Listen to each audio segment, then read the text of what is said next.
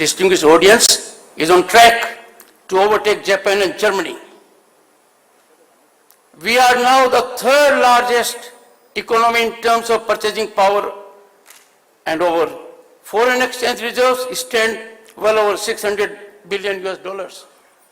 When I was a member of parliament in '89 and a minister, the size of our economy was smaller than that of city of London or Paris. Our foreign exchange then was dwindling around $1 billion US, and our gold in physical form had to be airlifted to be placed to 2 Swiss banks. We indeed have come a long way beyond a dream and contemplation of people of my generation.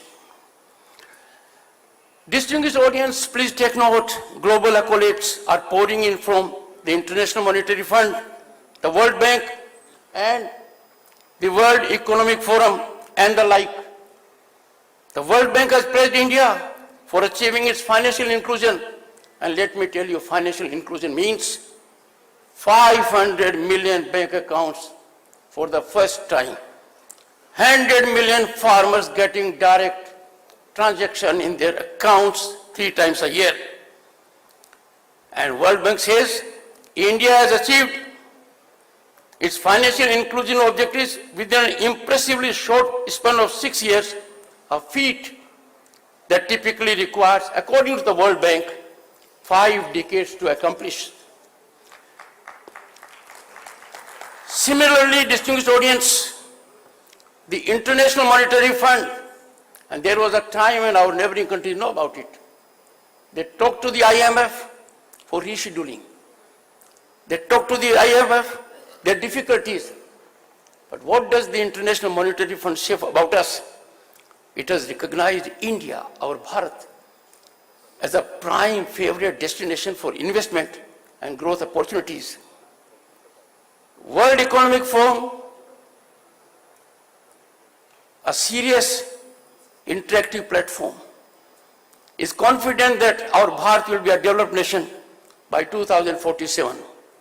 I may not be around, most of you will be, some of you may not be.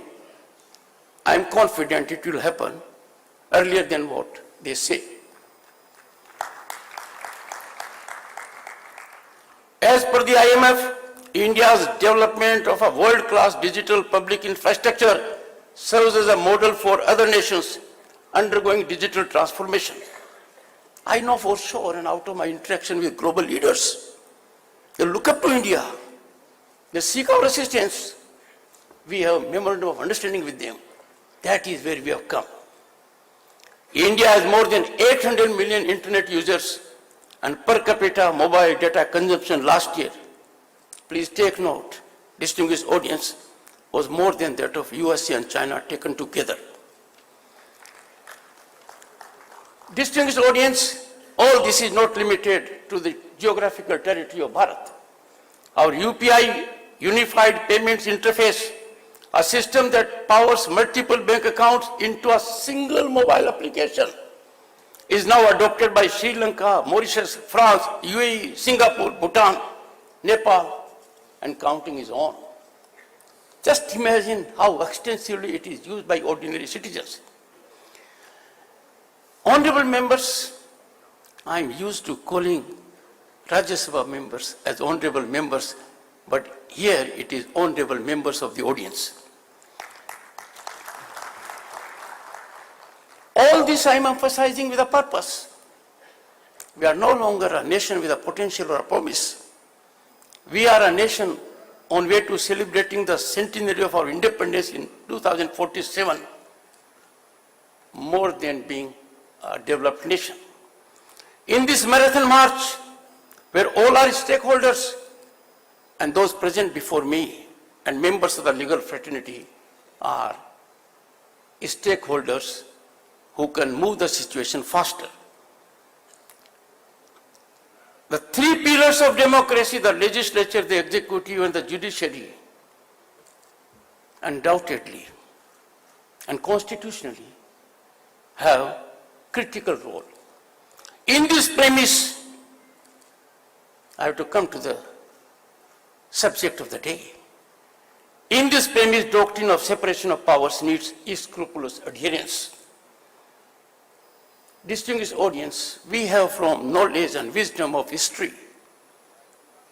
It is embedded deeply in our civilizational ethos of thousands of years. Power, authority in an individual or an institution is optimally productive, while those at the helm of affairs are cognizant of limitations and tempering it with morality and propriety. The historian and moralist, and most often we have quoted him, I am referring to Lord Acton. He wrote a letter in 1887 to Bishop Mundell Crichton. I quote, "Power tends to corrupt, and absolute power corrupts absolutely."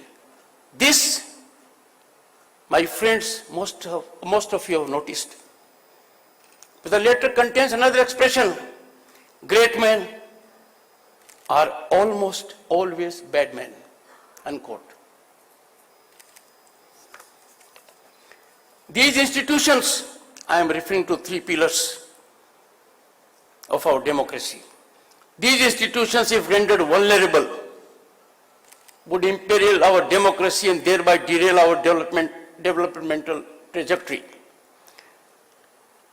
There are forces, and these forces inimical to our nation, operating from within and without, have pernicious agenda